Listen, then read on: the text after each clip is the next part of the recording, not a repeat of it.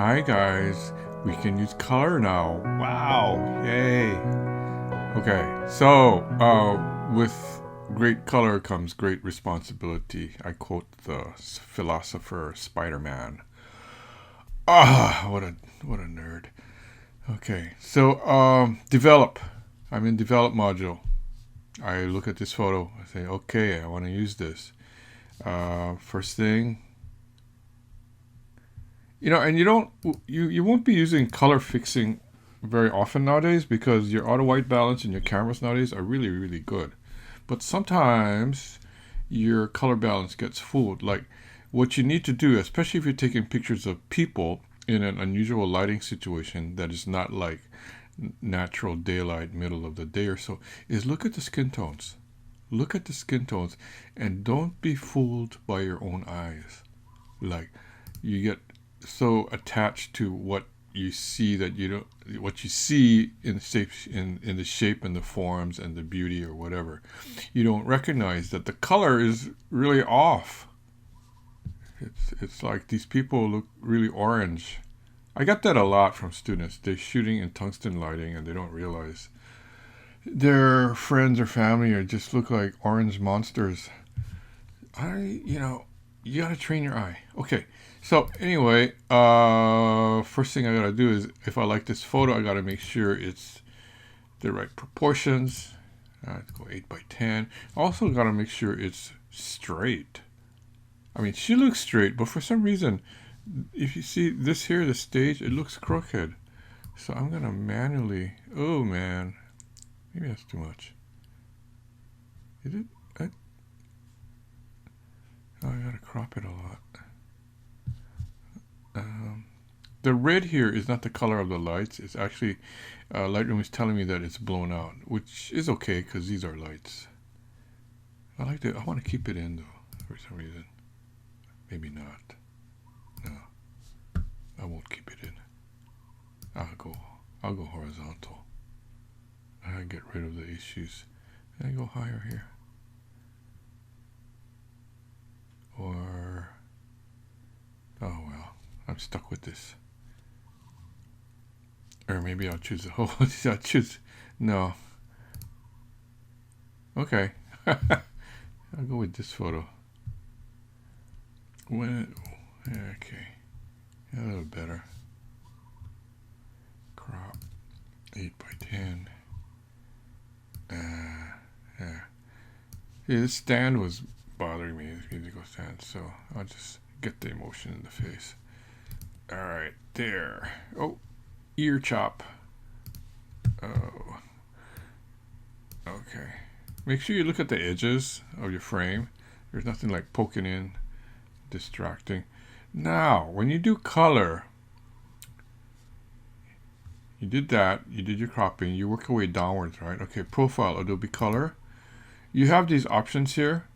So if it's portrait, I would use this if it's a picture of a person or something. Or if it's a landscape, you do landscape, and you can play with these others. You can also browse, and if you're shooting in RAW, you have a whole lot of options here. See? Favorites. Oh, okay. Well, anyway, but I want to have a natural color, but I go portrait, and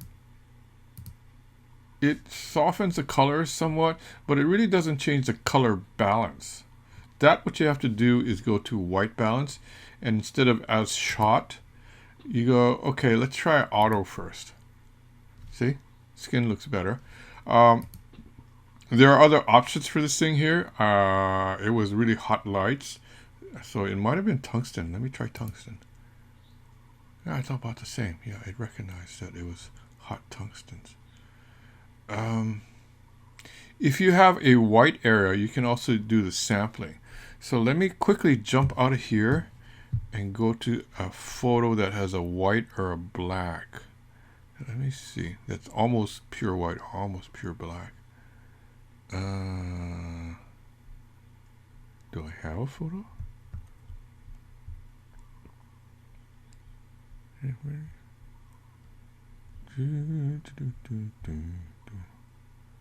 Maybe maybe I don't.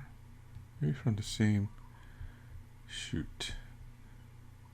Pure white.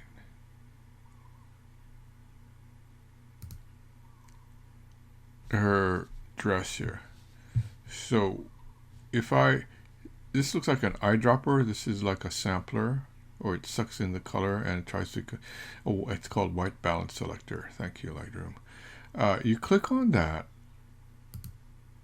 and you go down to someplace that's supposed to be pure black or pure white, and you sample it. You want to make sure this target neutral thing is all in the white. There's no other stray colors in there. And if there is contamination, if there is like a tint in the white, like making it somewhat, this is making it somewhat orangey, then it will clean it out. And also it will clean it out of the entire photo. So I click on that. Wow, that looks pretty good. See, so that's another option. The last option, if nothing works, is you have to play with the temperature and the tint yourself, move it around, and ooh, that's really hard. But you have several options there. Now let me go back to the photo that I was originally working on. Which one was it? Was it this guy? No! I think it was this one. Yeah, okay. So I think it's still a little too magenta reddish. So I'm going to move it out just a touch. There. I'm looking at the skin, especially the skin. I want to make it as natural as possible. There. And so that's how you adjust your, make adjustments to your white balance. Now, another thing about color is not just trying to get it right, but sometimes you also want to play with color to add more artistic effect to your image. So, alrighty, let's see. Oh, landscapes. So let's say, for example, this photo here. Yeah, it's okay. It's kind of dull because it was an overcast day. So we'll go to develop. I'm not going to crop or anything. I just want to show you very quickly.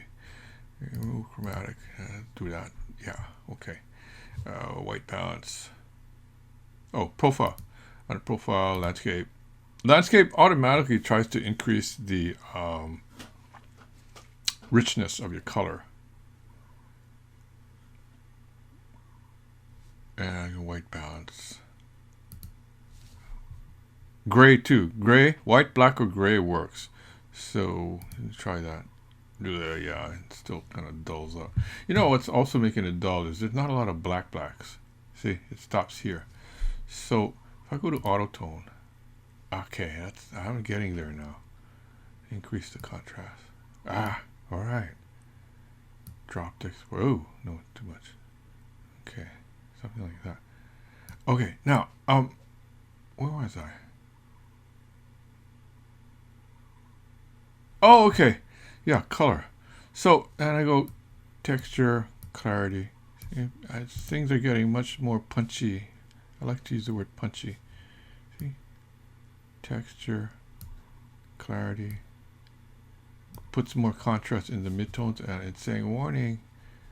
Okay, so I drop back the exposure a little bit. Oh, too much. Just a little bit. Contrast a little bit. Pull back the whites. Yeah, okay. Got it in there. Vibrance and saturation. If you want to make your colors more rich, more colorful, use your vibrance slider. Move it to the right, and the colors will become stronger. Now, what vibrance does, and the difference between vibrance and saturation is, vibrance will only make your strong colors stronger, and that's it. Saturation makes everything in your picture stronger, every color in your picture stronger or more saturated, and it's really awful if you overdo it. So let me show you saturation. I go like that. See, it just looks really bad because it's trying to just make everything look super rich, and that's not naturally how things look. Vibrance, on the other hand, the rich colors like the moss on the trees will get strong, but a lot of the other colors are held back, so you have a contrast. If you oversaturate, then yeah, it just looks like it's too much. It's like when you're watching your friend and you order a really nice tasting cup of coffee. It's really got some nice flavor and all that, and she just dumps like 5 tablespoons of sugar in it because she's just a sugar freak. It's just, you're killing everything. Too much sugar. Now, the opposite, if you want to make your colors duller for artistic reasons, I mean, there are times you're going to do it. It actually it makes some of your photos look kind of really old school kind. I don't know how to put it. You'll see what I mean. Okay, Alina. I don't know. Maybe not. Maybe I'll mess with myself. Okay, yeah, better. Whoa. Yeah, I made myself look like really grody and increased the detail in my face by, see, if you really do texture and clarity a lot, you're going to give them that Clint Eastwood look, like the bugger's like 93 years old and seen everything. Okay, so when I lower the saturation, this is where saturation comes in. If I lower all the color richness, it dulls it, and then it makes it look, and it actually helps. It makes it look like an ancient old photograph that's fading. The colors are fading, and it kind of complements the kind of wrinkly, cruddy look that I'm looking for in my face, like that. Yeah, instead of making it black and white, when you lower the saturation, it still is color, but not as strong. You got to be really careful when you do these artistic changes, because sometimes it works and sometimes it's really bad. So I would not make the colors here stronger. So I would go like, what is it? Was it fluorescent? No, it wasn't fluorescent. Well, let me try auto. Okay, skin tones, perfect. White auto. Oh, Adobe Color, sorry, portrait. Okay, it softens the colors. Auto tone. Now here, I would not heighten the vibrance. If anything, I would lower the saturation and see where I'm going. And something like that, actually, it does work, because this is more of a thoughtful, quiet shot, like that. If I lower the strength of the color just a bit, kind of add something to it. Or I would make it black and white. So you have the option now of using color, making sure the color is balanced properly, but you can also play with the vibrance or saturation of your color if you feel it helps artistically or not. Or you can even just make your color, you can just make your photos black and white if you think black and white actually is better. Some photos really look a lot better in black and white, seriously. It's really hard to say. You got to look at your own photo and decide how it works, because sometimes some things are better in black and white. Okay, got it? All right.